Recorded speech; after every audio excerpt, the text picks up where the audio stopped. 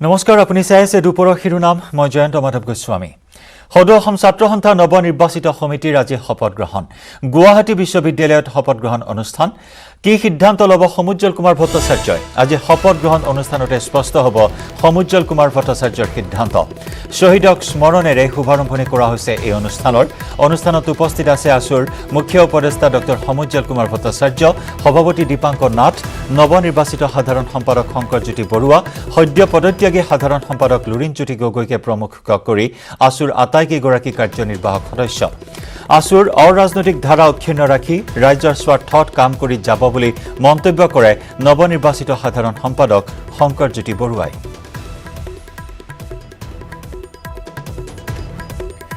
গুৱাহাটী বিশ্ববিদ্যালয়ত শপত গ্ৰহণ অনুষ্ঠান সদৌ অসম ছাত্ৰ সন্থাৰ নৱনিৰ্বাচিত সমিতি দুলীয়াজান অধিৱেশনত এই নতুন সমিতি গঠন কৰা হৈছিল আৰু সেই মৰ্মে আজি গুৱাহাটী বিশ্ববিদ্যালয়ত শপত গ্ৰহণ অনুষ্ঠানৰ বিশেষ কাৰ্যসূচীৰ আয়োজন কৰা হৈছে আৰু এই সিদ্ধান্ত আৰু এইখিনি মুহূৰ্তত এটা বিষয় চৰ্চিত হৈছে ডক্টৰ সমুজ্জ্বল কুমাৰ ভট্টাচাৰ্যৰ কি সিদ্ধান্ত হ'ব এই মুহূৰ্তত আমি আগবঢ়াইছো এই অনুষ্ঠানৰ পোনপটীয়া সম্প্ৰচাৰ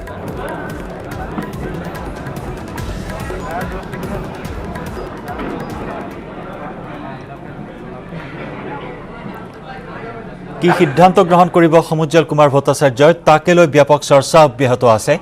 আৰু আজিৰ এই শপত গ্ৰহণ অনুষ্ঠানতে স্পষ্ট হ'ব ডক্টৰ সমুজ্জ্বল কুমাৰ ভট্টাচাৰ্যৰ সিদ্ধান্ত তেওঁ আসুত থাকিব নে নাই সেই বিষয়ে আজি ৰাজহুৱাকৈ জনাব তেওঁৰ সিদ্ধান্তৰ কথা ইতিমধ্যে শহীদক স্মৰণেৰে শুভাৰম্ভণি কৰা হৈছে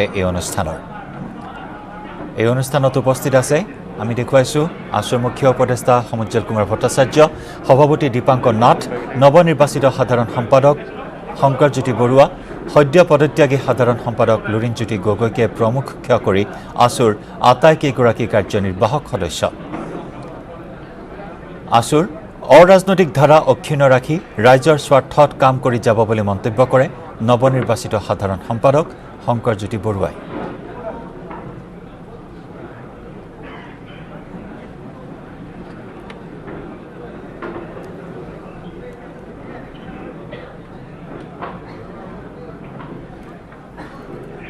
এই মুহূৰ্তত আমি গুৱাহাটী বিশ্ববিদ্যালয়ৰ পৰা পোনপটীয়া সম্প্ৰচাৰ আগবঢ়াইছোঁ আৰু কিছু মুহূৰ্তৰ পিছতেই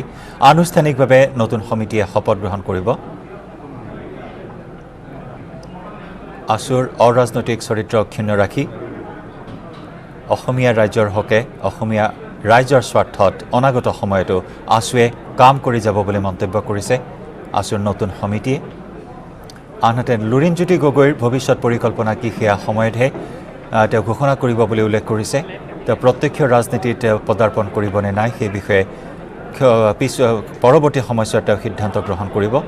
আৰু আজিৰ এই শপত গ্ৰহণ অনুষ্ঠানৰ মুখ্য আকৰ্ষণ আছে ডক্টৰ সমুজ্জ্বল কুমাৰ ভট্টাচাৰ্যৰ ওপৰত কিয়নো দুলীয়াজান অধিৱেশনত তেওঁ কিছু সময় বিচাৰিছিল যথেষ্ট এক আৱেগবিহ্বল পৰিৱেশৰ সৃষ্টি হৈছিল আৰু সেই সময়ছোৱাতেই ডক্টৰ সমুজ্জ্বল কুমাৰ ভট্টাচাৰ্যই কিছু সময়ৰ প্ৰয়োজন বুলি উল্লেখ কৰিছিল তেওঁৰ অনুৰাগীসকলক আৰু সেই মৰ্মে আজিৰ এই শপত গ্ৰহণ অনুষ্ঠানতে তেওঁৰ সিদ্ধান্তৰ বিষয়ে সদৰি কৰিব তেওঁ আসুত থাকিব নে নাই আৰু কিছু সময় পিছতে তেওঁ স্পষ্ট কৰিব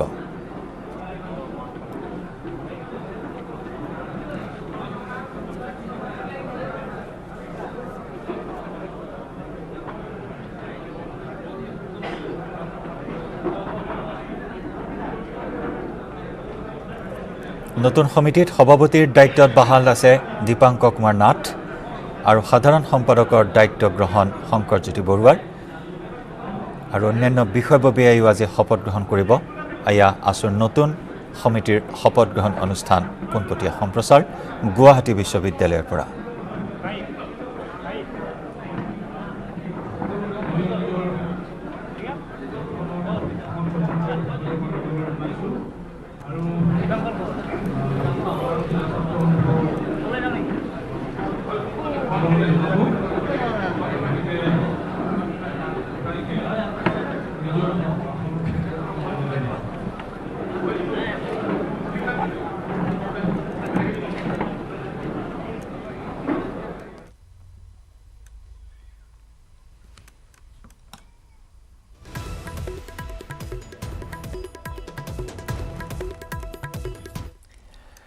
অৱশেষত আবদ্ধ হ'ল হেঙেৰাবাৰীৰ গাৰ্লছ হোষ্টেলত আতংকৰ সৃষ্টি কৰা নাহৰ ফুটুকি বন বিভাগে ট্ৰেংকুলাইজ কৰি পিঞ্জৰাবদ্ধ কৰিলে নাহৰ ফুটুকিটোক আজি পুৱা গাৰ্লছ হোষ্টেলত প্ৰৱেশ কৰিছিল এটা প্ৰকাণ্ড নাহৰ ফুটুকি আৰু তাৰ পিছতে তীব্ৰ আতংকময় পৰিৱেশ ট্ৰেংকুলাইজ কৰাৰ পিছতে পলাই এটা গেৰেজত আশ্ৰয় গ্ৰহণ কৰি আছিল নাহৰ ফুটুকিটোৱে আৰু তাৰ পিছতে অচেতন হৈ পৰা নাহৰ ফুটুকিটোক পিঞ্জৰাত আবদ্ধ কৰে বন বিভাগে অসম ৰাজ্যিক চিৰিয়াখানালৈ লৈ যোৱা হয় নাহৰ ফুটুকিটোক পুৱা 6 বজাতেই ঘৰগৰাকীয়ে প্ৰত্যক্ষ কৰে বাৰান্দাত আশ্ৰয় গ্ৰহণ কৰি থকা নাহৰ ফুটুকিটোক এটা পিজিত প্ৰৱেশ কৰিছিল নাহৰ ফুটুকিটোৱে গাৰ্লছ হোষ্টেলত প্ৰৱেশ কৰিছিল আৰু তাৰ পিছতে ছাত্ৰীসকলে ঘণ্টাৰ পিছত ঘণ্টা ধৰি আবদ্ধ হৈ থাকিবলগীয়া হয় খবৰ দিয়া হয় বন বিভাগক আৰু বন বিভাগৰ লোক উপস্থিত হৈ ট্ৰেংকুলাইজ কৰাৰ চেষ্টা চলায় আৰু তেনে সময়তে এটা গেৰেজত আশ্ৰয় গ্ৰহণ কৰে নাহৰ ফুটুকিটোৱে অচেতন হৈ পৰাত পিঞ্জৰাবদ্ধ কৰা হয় নাহৰ ফুটুকিটোক আৰু তাৰ পিছতেই লৈ যোৱা হয় অসম ৰাজ্যিক চিৰিয়াখানালৈ তাৰ পিছতেই স্বস্তিৰ নিশ্বাস এৰিছে গাৰ্লছ হোষ্টেলৰ আৱাসীসকলে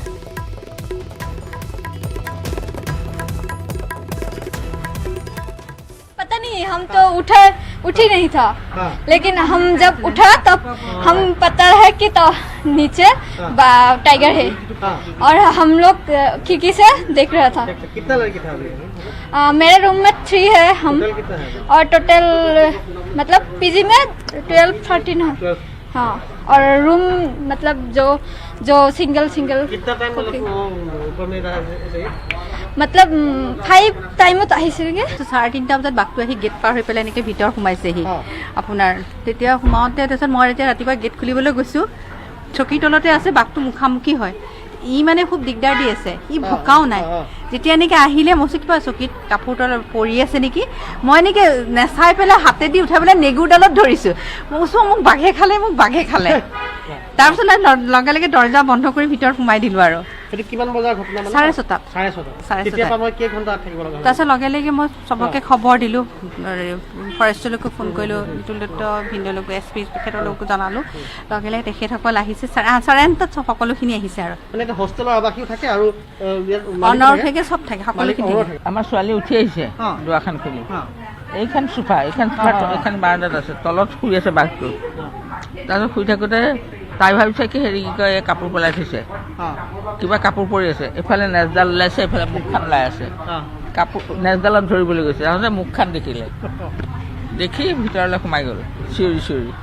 যেটো বাঘ ইয়াতে ইমান কষ্ট কৰি আমি ট্ৰাইংকুলাইজ কৰিছোঁ কৰাৰ পিছত বাঘটো ইমান এটা হুলস্থুলীয়া পৰিৱেশ কৰিছে সি অভিয়াছলি ভয় খাব সি হিউমেন এভিডেণ্ট তাত আহিছে আৰু যি কি নহওক আল্টিমেটলি আমি ছাকচেছফুল হ'লোঁ আপোনালোকেও কোঅপাৰেট কৰিলে পিছৰ পিনে মিডিয়াৰ ফালৰ পৰা আমি কোঅপাৰেশ্যনটো পাইছোঁ আৰু পাব্লিকৰ পৰা পাইছোঁ যথেষ্ট কোঅপাৰেশ্যন কৰিছে একচুৱেলি ট্ৰেংকুলাইজ আপোনাৰ এবাৰে হৈছে আপোনালোকে যদিও দেখিছে 2-3 ডাৰ্ট গৈছে সেই ডাৰ্টটো মিছ হোৱাৰ কাৰণটো এটাই সেইটো এটা প্লাষ্টিক ডাৰ্ট সেইটো তাৰমানে আপোনাৰ ডিষ্টেঞ্চটো বহুত হেৰিত ছেফ মাৰ্জিন আমাৰ একো নাই আপোনালোকে নিজে দেখিছে ঘৰটোৰ বাৰাণ্ডা এখনত আছে আৰু ৱালখনৰ হাইটটো তাৰ কাৰণে একো নহয় সি আৰামত পাৰ কৰি যাব পাৰে গোটেই চবখিনি ছেফটি মেজাৰ্ছ ৰাখি কিনে আমি সেইখিনি আৰম্ভ কৰিছিলোঁ কৰাৰ পিছত সি আৰু দেখিছে এটা ষ্টাৰ্টিং পইণ্টটোত বাঘটো কেনেকুৱা এটা পজিশ্যনত আছে এইটো ট্ৰাইংকুলাইজেবল পজিশ্যন নহয় আল্টিমেটলি আমি সেইকাৰণে 2-3টা ডাৰ্ট আমাৰ মিছ হৈছে কিন্তু সেই ডাৰ্ট তাৰ গাত লগা নাই আল্টিমেটলি যিটো আমি ফাইনেল ডাৰ্ট কৰিছিলোঁ ওপৰৰ পৰা আহি কিনে সেইটো ডাৰ্ট তাৰ গাত লাগিছে আৰু আল্টিমেটলি সেইটো কাৰণে হৈছে আৰু যিখিনি সি ডিষ্টেঞ্চ দৌৰিলে সেই দৌৰাটোৰ কাৰণে সি অলপ ষ্টিমুলাছ পালেতো সেইকাৰণে অকণমান ৰিভাৰ্চ হৈছিলে সেইটো কাৰণে ডিষ্টাৰ্বেঞ্চটো পোৱাৰ কাৰণে সেইটো জেনেৰেলি হয় আজি জনতা ভৱনত এক সংবাদমেল সম্বোধন কৰে বিত্তমন্ত্ৰী ডক্টৰ হিমন্ত বিশ্ব শৰ্মাই আৰু এই সংবাদমেলত অৰুণোদয় আঁচনিৰ আনুষ্ঠানিকভাৱে শুভাৰম্ভণি কৰা হয় 4 ডিচেম্বৰৰ ভিতৰত হিতাধিকাৰীয়ে লাভ কৰিব ধন 18,20,000 হিতাধিকাৰী হ'ব লাভান্বিত বিটিচি নিৰ্বাচনৰ পিছত আন 4 লাখে পাব এই আঁচনিৰ সুবিধা পৰৱৰ্তী সময়ত 8 লাখ হিতাধিকাৰীক দিয়া হ'ব এই সুবিধা অৰুণোদয় আঁচনিৰ দ্বাৰা লাভান্বিত হ'ব 90 লাখ লোক হিতাধিকাৰীয়ে পোনপটীয়াকৈ একাউণ্টত পাব ধন আঁচনি ৰূপায়ণৰ বাবে 504 গৰাকী অৰুণোদয় সহায়ক নিযুক্তি 29খন জিলাৰ 2,299খন পঞ্চায়তক সামৰিব এই আঁচনিয়ে এই আঁচনিৰ বাবে প্ৰতিমাহে ব্যয় হ'ব 180 কোটি টকা চৰকাৰী চাকৰিয়ালে অৰুণোদয় আঁচনি নাপায় আৰু আঁচনিৰ সুবিধা ল'লে দৰমহাৰ পৰা কৰ্তন কৰা হ'ব বুলিও সংবাদমেলত ঘোষণা কৰে মন্ত্ৰী হিমন্ত বিশ্ব শৰ্মাই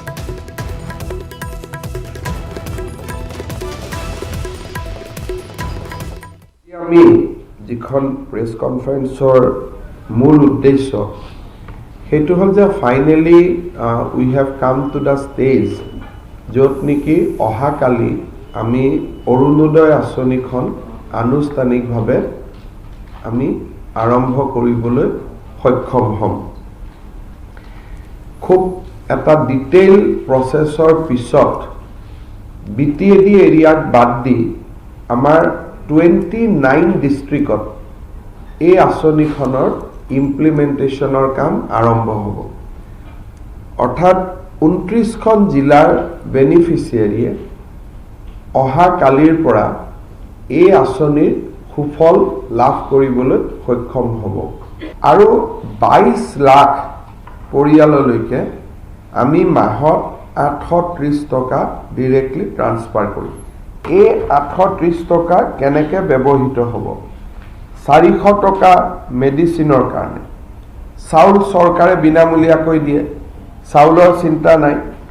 নেক্সট আমি কৈছিলোঁ যে 200 টকা 4 কেজি দালিৰ কাৰণে বিনামূলীয়া চাউল হ'ল 200 টকা আমি দিলোঁ যে তোমালোকে 5 কেজি ফেমিলিটো দালি কিনিবা এট এ কষ্ট অফ 50% ঠিক তেনেকৈ আমি ক'লোঁ যে তোমালোকে চেনি কিনিবা at A cost of 50% 5 KG 80 টকা শেষত যি 150 টকা বাচি গ'ল সেই 150 টকা দি আমি ফ্ৰুটছ বা আন তেওঁলোকক কিনিবৰ কাৰণে পৰামৰ্শ দিলোঁ সো টোটেল আমাৰ আহি গ'ল 830 rupees এতিয়া আমাৰ ডিস্ট্ৰিক্ট এডমিনিষ্ট্ৰেশ্যনৰ লগত আমি এটা বহুত ডাঙৰ এক্সাৰসাইজ কৰাৰ পিছত লাষ্ট 2 মাহ 2.5 মাহ ধৰি 18.20 lakhs বেনিফিচিয়াৰী আমি ফাইনেলি সিলেক্ট কৰিব পাৰিলোঁ অলৰেডি SMS যোগে এই 18 লাখ মানুহৰ SMS লৈকে মেছেজ গ'ল যে আপুনি অৰুণোদয় বেনিফিচিয়াৰীৰ বাবে নিৰ্বাচিত হৈছে অহাকালি মাননীয় মুখ্যমন্ত্ৰী ডাঙৰীয়াই আমিনগাঁও পেৰেড গ্ৰাউণ্ডৰ পৰা এই অৰুণোদয় আঁচনিখনৰ শুভাৰম্ভণি কৰিব অহাকালি আমি যেটো পুঁজি দিম বেসিক্যালি তো আমি নৱেম্বৰ মাহৰ পুঁজি দিম তাৰমানে they are entitlement of the month of November গতিকে ডিসেম্বৰতে তেওঁলোকে দুবাৰ পইচা পাব 1 তাৰিখে 830 টকা পাব কিন্তু ডিসেম্বৰত যেটো পাব লগা পইচা সেইটো আমি সদায় মাহৰ শেষত দিম সেই হিচাপৰ পৰা তেওঁলোকে 26 তাৰিখে আৰু এটা পইচা পাব তাৰ পিছত প্ৰত্যেক মাহৰ শেষৰ সপ্তাহত তেওঁলোকে 830 টকাটো পাই গৈ থাকিব 1 জানুৱাৰীৰ পৰা স্কুলসমূহত সম্পূৰ্ণ পাঠদান হ'ব 1 জানুৱাৰীৰ পৰা প্ৰাথমিক শ্ৰেণীৰ পাঠদান নাৰ্চাৰীৰ পৰা ষষ্ঠ শ্ৰেণীৰো হ'ব পাঠদান অসমত কৰোনা সেকেন্ড ওয়েভ অহা নাই 15 ডিসেম্বৰৰ পৰা হোষ্টেলৰ ছাত্ৰ-ছাত্ৰী সকলো আহিব পাৰিব দশম দ্বাদশ স্নাতক চূড়ান্ত বৰ্ষৰ ছাত্ৰ-ছাত্ৰীসকল হোষ্টেললৈ আহিব পাৰিব কোভিড চেণ্টাৰসমূহ বন্ধ কৰি দিয়া হৈছে কেৱল এতিয়া চিকিৎসালয়ত কোভিড ৰোগীৰ চিকিৎসা কৰি থকা হৈছে চিকিৎসালয়সমূহত সিটৰ সংখ্যা বৃদ্ধি কৰা হৈছে 12-14টা কোভিড চেণ্টাৰ বন্ধ কৰি দিয়া হৈছে আৰু যাৰ পৰিপ্ৰেক্ষিতত 1 জানুৱাৰীৰ পৰা নিয়মীয়া হ'ব পাঠদান প্ৰক্ৰিয়া এই কথা সংবাদমেলত ঘোষণা কৰে মন্ত্ৰী হিমন্ত বিশ্ব শৰ্মাই সরকারি স্কুলত অনলাইন খুব কম চলি আছে এতিয়া বন্ধ হৈ যাব আৰু প্ৰাইভেটৰ বোৰে কি কৰিব প্ৰাইভেটত ডেফিনেটলি তেওঁলোকে অনলাইন বা অফলাইন আমি মুকলি কৰি দিছো যে এতিয়া আপোনালোকে স্কুল খুলিব পাৰে কিন্তু কোনোবাই যদি সাৱধানা বখত স্কুল নুখুলি অনলাইন কৰি থাকে তো আমাৰ ক'বলগীয়া নাই this is a decision to be taken between the guardian and the school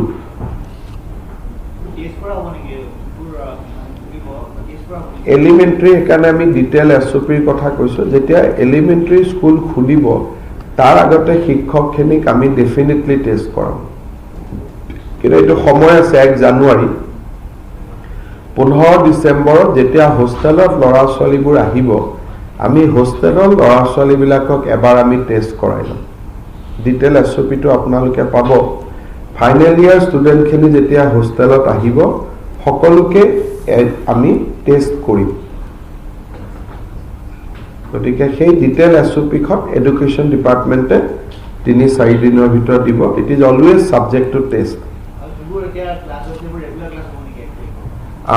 সেইখিনি এতিয়ালৈকে আমি ষ্টেগাৰ্ড টু ষ্টেগাৰ্ডে চলি আছে কাৰণ যদি আমি একেদিনাই 9, 10, 8 সকলোকে মাতি দিওঁ ছ'চিয়েল ডিষ্টেঞ্চিংটো নাথাকিব। 15ৰ পৰা এইটো খুলি লওঁ, কাৰণ ফাইনেল ইয়াৰ ষ্টুডেণ্টখিনিয়ে এমাহ অন্তত কৰক যদি তাত বিশেষ কমপ্লেইন নহয়। গতিকে আমাৰ গোটেই এপ্ৰ'চটো হ'ল ষ্টেগাৰ্ড, একেলগে আমি ডিচিশ্যন লোৱা নাই। Now it is only for the final year student. চিৰাঙৰ কাজলগাঁৱত UPPLৰ বিশাল বাইক ৰেলী।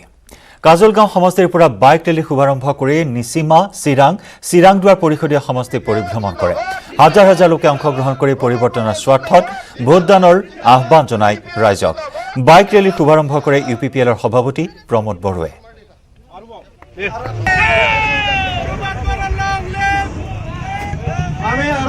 আগবঢ়াইছো আমাৰ সাংবাদিক উপানন্দ শৰ্মাৰ এক ৰিপৰ্ট।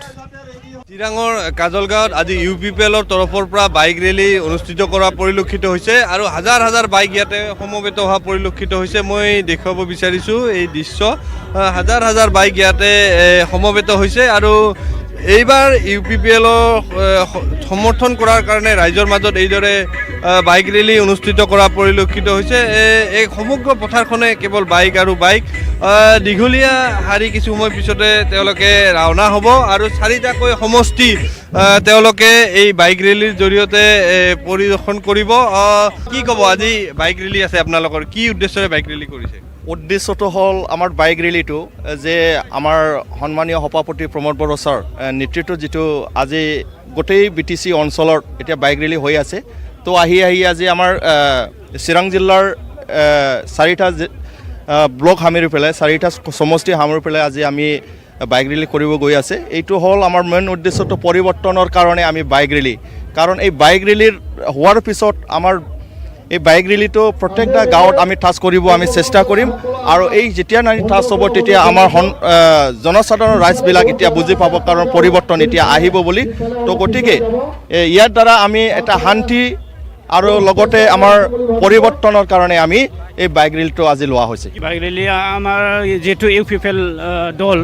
এইটো আজি বিশাল এটা বাইক ৰেলী হ'ব। ইয়াৰ কাৰণে যিটো চেঞ্জ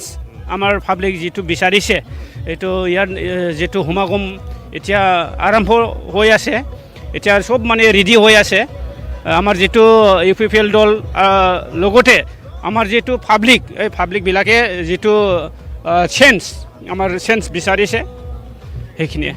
পৰিৱৰ্তনৰ স্বাৰ্থত UPPLে এইবাৰ বাইক ৰেলী উলিয়াইছে আৰু বাইকৰ হাজাৰ হাজাৰ বাইক এইদৰে সমদল কৰি তেওঁলোকে UPPLক সমৰ্থন জনোৱাৰ কাৰণে ৰাইজক আহ্বান জনাব। নিৰ্বাচন সমাগত, গতিকে এই মুহূৰ্তত নিৰ্বাচনী উদীয়মান শিল্পী কংকনা কৌশিকৰ নতুন ভিডিঅ' এলবাম কানে কানে কি কলা দেওবাৰে আনুষ্ঠানিকভাৱে মুকলি কৰে বিশিষ্ট কণ্ঠশিল্পী JP দাসে। মহানগৰীৰ উত্তৰায়ণ গ্ৰীণ ছ'চাইটিৰ বাসগৃহত অনুষ্ঠিত এক অনুষ্ঠানত এলবামটো মুকলি কৰে JP দাসে। কংকনা কৌশিকৰ কণ্ঠক শলাগ লয় আৰু সুন্দৰ গীত উপহাৰ দিয়াৰ বাবে অভিনন্দন জনায় JP দাসে। নিৰলস প্ৰচেষ্টা অব্যাহত থাকিলে কংকনাই শ্ৰোতাৰ হৃদয় জয় কৰিব পাৰিব বুলি আশা প্ৰকাশ কৰে JP দাসে। অনুষ্ঠানত বিশিষ্ট গায়ক তথা পৰিচালক দেৱজিৎ চৌধুৰী, সুৰকাৰ বিমল দেৱ মেধি, বিশিষ্ট লেখিকা মিনতী বৰঠাকুৰ, জনসংযোগ বিষয়া ৰতন হাউদকে ধৰি বহু সংখ্যক বিশিষ্ট ব্যক্তি উপস্থিত থাকে। মিউজিক ডাইৰেকশ্যন কৰিছে তপন দাসে, ভিডিঅ' ডাইৰেকশ্যন কৰিছে প্ৰিন্স ৰাজ গগৈ আৰু কেমেৰা। দুপৰৰ শিৰোনামত লৈছো আন এটি বাণিজ্যিক বিৰতি।